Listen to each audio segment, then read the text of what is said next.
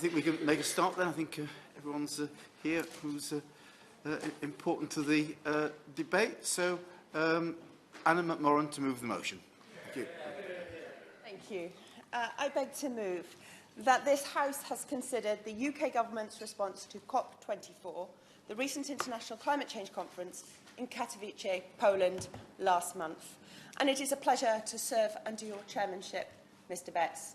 And may I thank the number of MPs and colleagues who are here today for this important debate, particularly on a day such as this. Can I start by saying that I was disappointed that this government felt it was not necessary to table an oral statement following their attendance at COP24. But I am pleased that today we have an opportunity to debate and ask the important questions of the government as to the action they are taking on climate change. World leaders arrived at the UN climate talks in Katowice last month with a mandate to uphold the 2015 Paris Agreement and respond with urgency to the climate crisis the world is facing. The IPCC report warned of the urgency of this crisis when they stated recently that we need to act now to cut emissions in half and limit global warming to 1.5 degrees within the next 12 years or face catastrophic impacts of climate change. And global temperatures have been rising for over a century, noticeably speeding up over the last few years and are now the highest on record. We know this causes negative impacts such as melting of Arctic sea ice, rising sea levels, prolonged heat waves and chaotic weather conditions. And we also know why. We release carbon dioxide into the atmosphere by burning fossil fuels for energy, farming, industry, transport, to name a few. These carbon emissions are causing the Earth to warm faster. And it is now... I'll give way. I thank my honourable friend for giving way and also for securing this very, very important debate.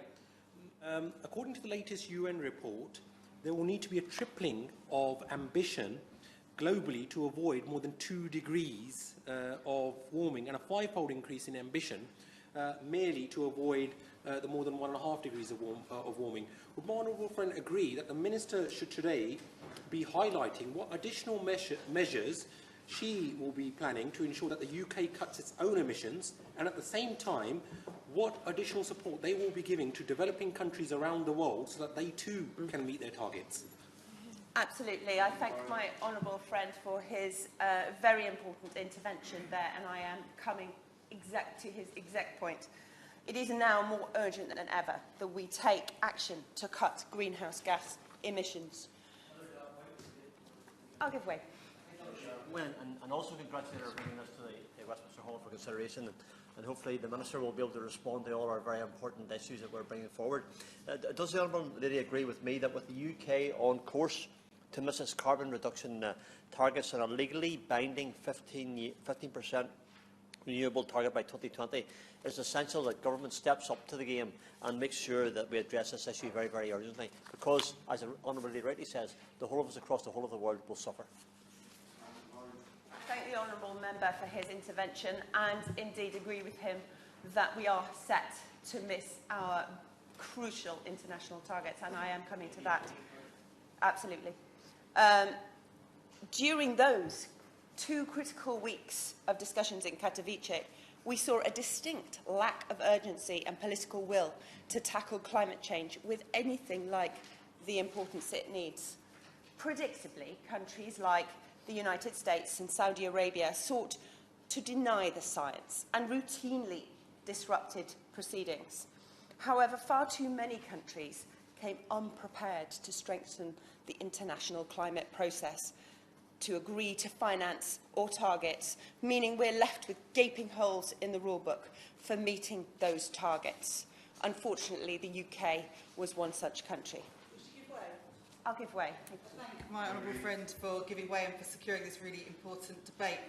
She talks about targets. Will she agree with me that if we're to meet our obligations under the Paris Agreement, we've got to aim for net zero greenhouse gases before 2050. And if we're serious about meeting this target, the government must stop dragging its feet and legislate for net zero emissions targets. I thanked my honourable friend for her very important intervention there, and I completely agree with her on that point, and it is something that I am addressing today, and I hope that the government will be responding adequately to.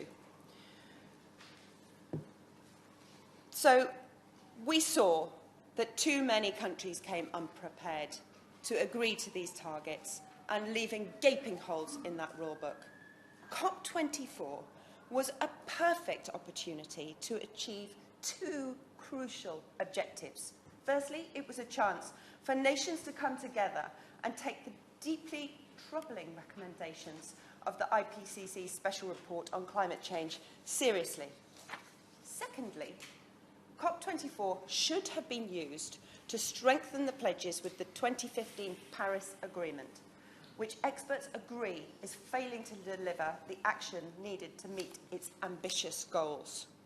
The Paris Agreement has us on course to live in a world of between 2.7 and 3.5 degrees of global warming. And yet, we're currently set to reach 3 degrees and more. The lack of leadership... I'll give way. I thank the honourable member for giving way. She's given a really powerful and eloquent speech, and it's the only disappointment I have is such short time that this speech has been given time for this debate. Sorry. I want to make the point that there are two nations right now are actually already at 2 degrees, both Mongolia and Tibet. Mongolia is the size of Europe, Tibet is the size of Western Europe, but it's also where 49% of the world's population gets its water from. So we're already seeing these temperatures in excess of 2% right now.